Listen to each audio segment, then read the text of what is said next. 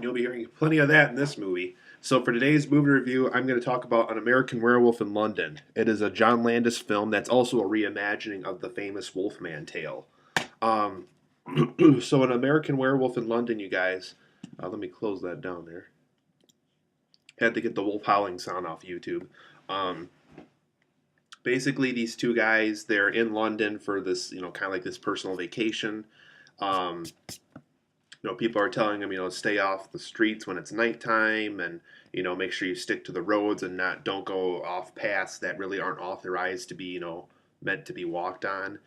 So these two, I think they're college students or like their mid 20s or late 20s or something, and basically they just kind of blow them off. They're just kind of like they kind of view them as rude people at first. But later on that night, they're walking and they do go off the path that they were told not to go on. And they're both attacked by a werewolf. And kind of like I was showing earlier, they hear howling sounds like that. They're getting really freaked out. But one of them actually dies from the werewolf, and the other one gets hospitalized. Um, while hospitalized, the guy that managed to live the werewolf attack, he kind of has this romantic fling, kind of this, he falls for this nurse that works at the hospital. Um, people, she's really the only person that doesn't think he's crazy because, he keeps on saying that he sees the corpse of his friend that died, and, the friend's warning him and giving him advice. And, basically, uh, he's seeing all these things, and he has this big werewolf scratch on his chest. And so basically, he's the only one around that thinks that he really is becoming a werewolf. And this woman she kind of believes him, but at the same time, she's just kind of being nice around him. Specifically since they have that romantic fling with each other going on. Um, so he's eventually able to leave the hospital. He's staying with the nurse. She's still continuing her nurse job and just kind of allowing this guy to stay at her place, and he doesn't have another place to stay at. Um, and so basically, kind of like the old werewolf tale, basically when it's a full moon, but it has to be a full moon for some reason. It can't just be any nighttime. When it's a full moon, he turns into a werewolf, and kind of like the old Wolfman tale, he kind of goes on these wolf rants and just basically kills anybody he's hungry on. Another thing that's kind of interesting to point out too is like he doesn't get hungry throughout the day. Like when he's a human, he's just kind of going through the day without any form of hunger. But at nighttime, he just goes on a full on like buffet on human. Um, so basically, the woman's trying to get him back. She always claims that she can cure him. That if she brings him back to the doctors that he was seeing at the hospital, there'd be a cure for him. But he just kind of doesn't believe it, and so he kind of blows her off. And so throughout the rest of the story, he's starting to question, should he kill himself? Should someone else kill him? Basically, these undead people who he keeps on seeing whenever he sees his dead friend claim that they can't go to the afterlife until he's dead because you have to kill the wolf that killed those people.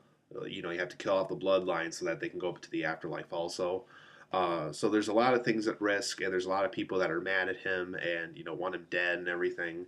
So basically, it's kind of like the traditional Wolfman tale where people question: do we kill him? Do we let him kill himself? And all that kind of stuff. Um,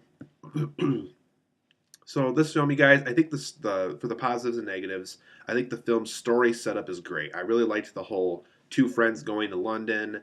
That they're kind of not familiar with the area, and the wolf attacks them, and one of them lives, one of them dies. I think that's a very cool setup. Um, the lead character and the nurse did have good chemistry in this. Um, she definitely brought out kind of the best in him, and he brought out the best in her. Because before she was saying that she was kind of just having these one night stands with all these guys, and that he was really the first man that she's seen that really just didn't kind of just blow her off after that night. So it was just kind of interesting to see how that played out. Um, the motion makeup effects in this, that's kind of the more notable part of the film. Very revolutionary for the time.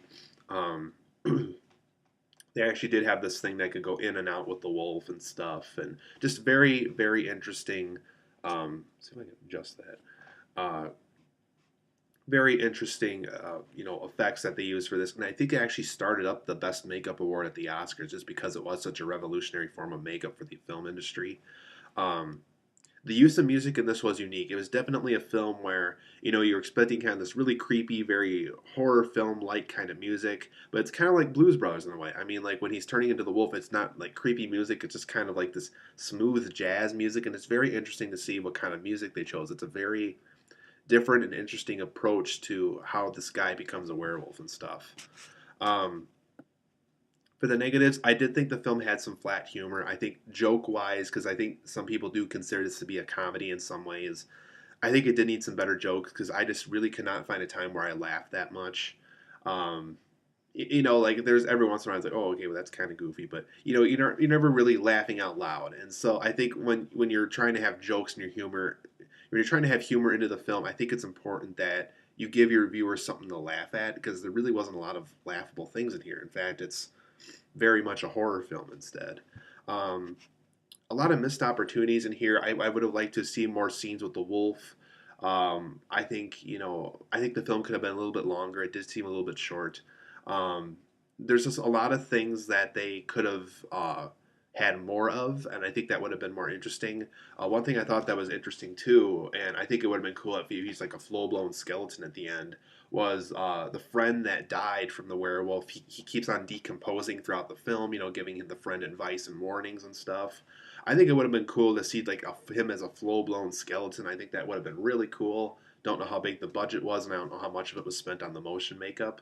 But I think that would have been really cool because like by the end of the film, like he had like part of the skeleton showing, but like he still had like rotten skin on this side of the face and stuff. Um, like I was saying before, I really think this film could have used more wolf scenes because we really don't get to see the main character as a werewolf that often. Like it's basically maybe 20 minutes of werewolf scenes, and it's about an hour and 30-minute movie, 38-minute movie. Um, and I really think I know they're trying to build it up and everything, but like after a while, it's just like, geez, I just need more werewolf scenes in here.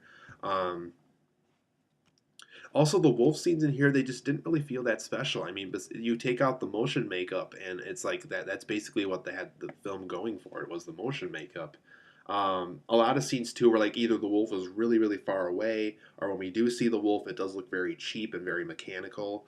And I know for the time, they didn't have a lot to work with, not a lot of CGI was available. And it's cool that they wanted to go with a lot of practical effects. I just think if you're gonna make a werewolf movie, make something special about it. And to me, there just wasn't a lot of special werewolf moments in this. And I think when you have a film called American Werewolf in London, I think it is important to have very well done werewolf scenes in here. The ending to me felt too much like King Kong. Even though there was some differences when you see the film, it's very very similar to King Kong, specifically the original with "It was beauty that killed the beast." It had that very much that kind of vibe to it, and I think John Landis would have been better off going with his own ending. I think that would have been better. But overall, guys, I do give it American Werewolf in London an 8 out of 10. It's a good film. It's an entertaining one. The story setup is very good.